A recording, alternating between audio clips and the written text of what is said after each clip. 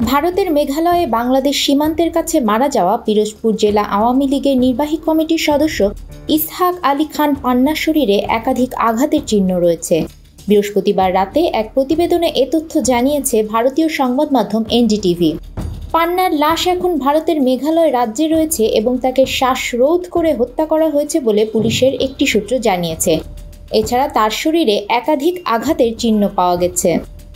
Meghalaya police জানিয়েছে, গত ২৬ August মেঘালয়ের পূর্ব জৈন্তিয়া পাহাড়ের দোনা ভই গ্রামের একটি সুপারি বাগানের মধ্যে ইসহাক আলী খান পান্নার মরদেহ পাওয়া যায়।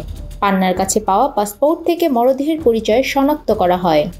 গত ৫ আগস্ট শেখ হাসিনা পদত্যাগ করে দেশত্যাগের পর থেকেই রাজধানী ঢাকায় আত্মগোপনে ছিলেন ইসহাক আলী খান পান্না। পরে তিনি সিলেট থেকে সীমান্ত পেরিয়ে ভারতে যাওয়ার সিদ্ধান্ত নেন।